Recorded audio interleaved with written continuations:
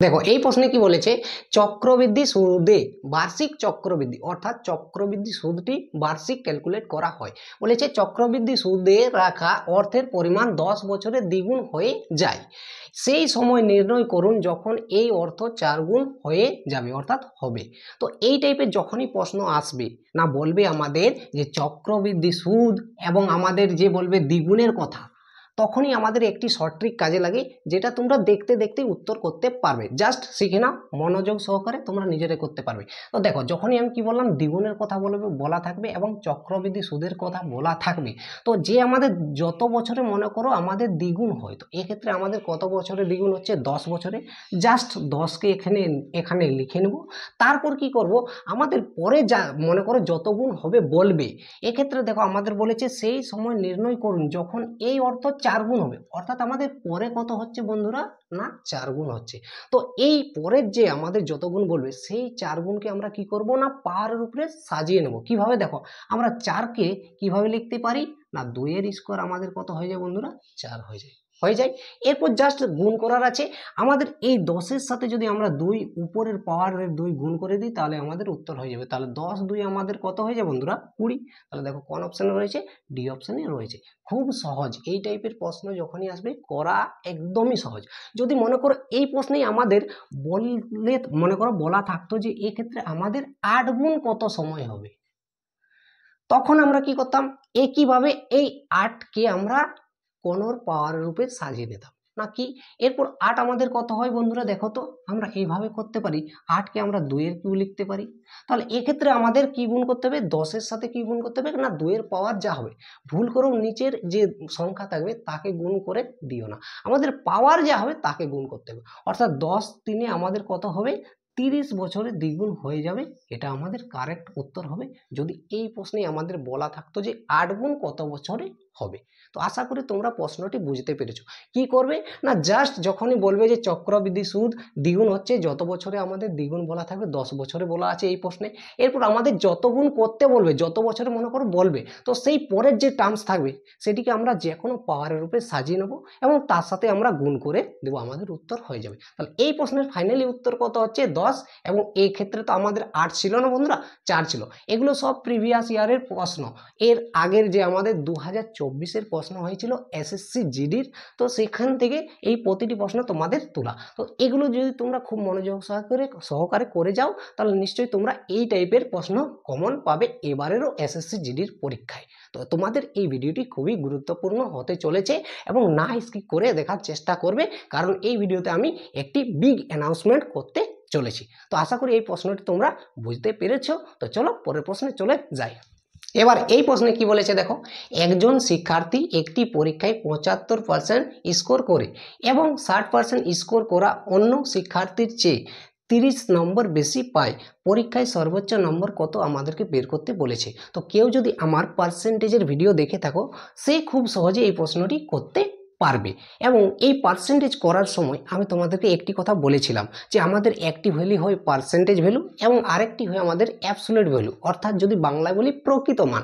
তো আমরা প্রথমে পার্সেন্টেজ ভ্যালুতে দেখে নেব যে আমাদের কি হচ্ছে, তারপর আমরা অ্যাবসোলিউট ভ্যালুতে চলে যাব। তো দেখো মনে করো দুটি স্টুডেন্ট রয়েছে, একজন পেয়েছে 75%, একজন পেয়েছে 60%, কিন্তু অ্যাবসোলিউট ভ্যালুতে আমাদের দেখো 30 নাম্বার বেশি পাচ্ছে। তাহলে এরপর আমরা যদি বলি পার্সেন্টেজ ভ্যালুতে সে কত বেশি পাচ্ছে, দেখো বন্ধুরা 60 থেকে 75 হচ্ছে, অর্থাৎ সে 15% বেশি পাচ্ছে না। কোন স্টুডেন্ট, আমাদের প্রথম যে স্টুডেন্ট রয়েছে সে কত পার্সেন্ট পাচ্ছে, দেখো 60 থেকে কত হচ্ছে 75, অর্থাৎ 15% বেশি পাচ্ছে। এটা আমাদের পার্সেন্টেজ ভ্যালু।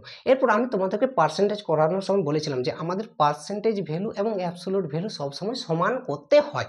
তো এটা আমাদের পার্সেন্টেজ ভ্যালুতে 15% বেশি পাচ্ছে, কিন্তু আমাদের অ্যাবসোলিউট ভ্যালুতে দেখো কত বেশি পাচ্ছে, শিক্ষার্থীর চেয়ে 30 নম্বর বেশি, অর্থাৎ আমাদের অ্যাবসোলিউট ভ্যালুতে 30 নাম্বার বেশি পাচ্ছে।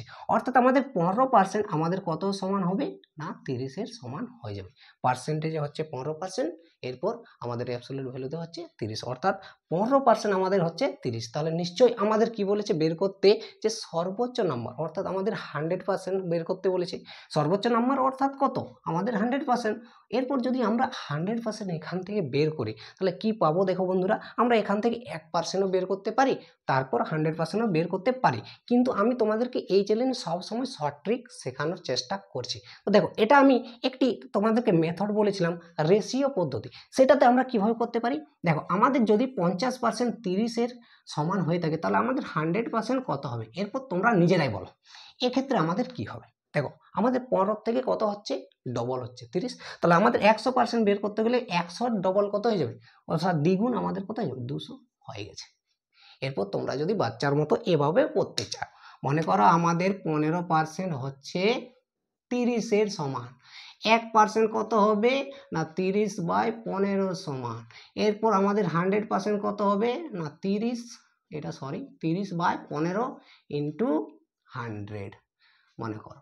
তাহলে আমাদের কত হবে, দেখো 15 2 30 এবং 2 100 কত হয়ে যাবে, আমাদের 200 হয়ে যাবে। তোমরা এভাবেও করতে পারো, বাট আমি যখনই বারবার বলছি আমার এই চ্যানেলে সব সময় তোমাদেরকে শর্ট ট্রিক শেখানো হয়। তো তোমাদের যদি এই সব শর্ট ট্রিকগুলো ভালো লাগে অবশ্যই চ্যানেলটিকে সাবস্ক্রাইব করে যাও, কেন না তোমাদেরই উপকার হবে। তো চলো পরের প্রশ্নে চলে যাই। তো 8 নম্বরে দেখো, আমাদেরকে একটি মান নির্ণয় করতে বলেছে। তো এই টাইপের প্রশ্ন আমরা এর আগের ভিডিওতে অর্থাৎ পার্ট 1-এ করেছি, তার জন্য আমি তোমাদেরকে বলছি তোমরা পার্ট 1 দেখে নিও, আমি ডেসক্রিপশনে লিঙ্ক দিয়ে রাখবো। তো দেখো, আমি তোমাদেরকে পার্ট 1-এ যখন করেছিলাম তখন বলেছিলাম যে আমাদের প্রথমে ফার্স্ট ব্র্যাকেটের কাজ করতে হয়, তারপর সেকেন্ড, আর তারপর যদি থাকে তো আমাদের থার্ড ব্র্যাকেটের কাজ করতে হয়। তো দেখো, এক্ষেত্রে আমাদের ফার্স্ট ব্র্যাকেট রয়েছে এইখানের মধ্যে, তাহলে এই কাজটা আমাদের প্রথম করতে হবে। তো দেখো, এই 175 ইন্টু আমাদের কত হয়ে যায় 72, সরি এটা 7 এবং 2। এরপর যেহেতু দেখো আমাদের ভাগ রয়েছে, তো ভাগকে আমরা সবসময় বাই রূপে লিখতে পারি, কাটাকাটি করার জন্য আমাদের সহজ হয়। তো এরপর আমাদের কত রয়েছে 5। এই পার্টটি আমি প্রথমে তোমাদেরকে করে দেখাচ্ছি, এটা আমি এখন লিখছি না, পরে লিখে নেব। তো দেখো 24 দিনে আমাদের কত হয়ে যায় বন্ধুরা, না 72 হয়ে যায়। এরপর আমাদের এই গুণটা প্রথমে করতে হবে, তারপর যোগ করতে হয়। তো দেখো 175 ইন্টু যদি 3 করি আমাদের কত হবে, আমি আগের ভিডিওতে তোমাদেরকে গুণ করারও ট্রিক বলেছিলাম। তো দেখো, আমাদের গুণ করার জন্য এটাকে আমরা একটু মডিফাই করে নেব। কিভাবে, আমি জাস্ট তোমাদেরকে বোঝানোর জন্য লিখছি, না হলে লেখার প্রয়োজন হবে না। তো এটা যখন আমরা গুণ করব, এটাকে দেখো 175-কে আমরা 170 প্লাস 5 লিখতে পারি। তো দেখো এক্ষেত্রে আমরা কি করব, 170 প্লাস 5 ইন্টু আমাদের কত হবে 3। এক্ষেত্রে আমাদের কি সুবিধা হবে না, গুণ করার জন্য খুবই সহজ হবে। তো দেখো 3 17 কত হয় বন্ধুরা, 51 হয়ে গেল এবং একটি শূন্য, এবং 3 5-এ আমাদের কত হয়ে যাবে 15, জাস্ট যোগটা হয়ে গেছে। এটা যখনই তোমরা বারবার প্র্যাকটিস করবে তোমাদের এটা আর লেখার প্রয়োজন হবে না, তোমরা মাইন্ডেই করতে পারবে যে 17 3-এ আমাদের 51 হচ্ছে অর্থাৎ 510, এবং 5 3-এ আমাদের 15, তাহলে এটা আমাদের কত হয়ে যাচ্ছে 525 হয়ে যাচ্ছে। দেখো হচ্ছে তো। এরপর এটার মান আমরা পাচ্ছি 525 প্লাস আমাদের কত রয়েছে 5, তাহলে 525 এটার মান হয়ে যাচ্ছে প্লাস 5, তাহলে এটা আমাদের ফাইনালি কত হচ্ছে বন্ধুরা 530। এদিকে আমি লিখে নিচ্ছি। এরপর যে পার্ট পড়ে রয়েছে, এটা আমাদের ফার্স্ট ব্র্যাকেটের মান বেরিয়ে এলো 530।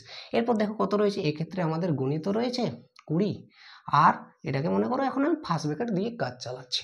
এরপর আমাদের ভাজিত 2 রয়েছে। এরপর এই যে আমাদের ভাজিত 2 রয়েছে, এটা যদি না করে আমি আগের মতো একইভাবে নিচে লিখে নিতে পারি। এরপর আমরা 2 দ্বারা যদি কাটি, দেখো 2 10-এ আমাদের কত হয়ে যায় 20। 10 দিয়ে আমাদের গুণ করার কোনো দরকার হয় না বা প্রয়োজন হয় না, আমরা জাস্ট একটি শূন্য অ্যাড করে দেব।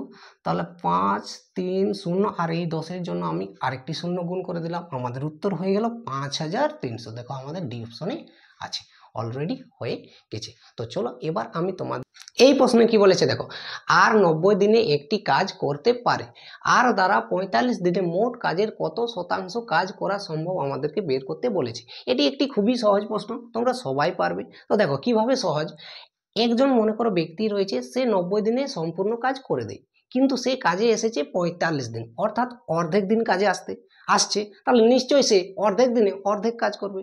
অর্থাৎ 100% যদি হয় মনে করো কাজ, সে কত করবে 50%, অর্থাৎ 50%। এই প্রশ্নে করার কিছুই নেই, জাস্ট উত্তর হয়ে গেল আমাদের 50%। কিভাবে দেখো, 90 দিনে সম্পূর্ণ কাজ করে 45 দিন কাজ করছে, অর্থাৎ অর্ধেক দিন কাজ করছে, তার জন্য অর্ধেক কাজ হবে, অর্থাৎ আমাদের 50% কাজ হয়ে গেছে।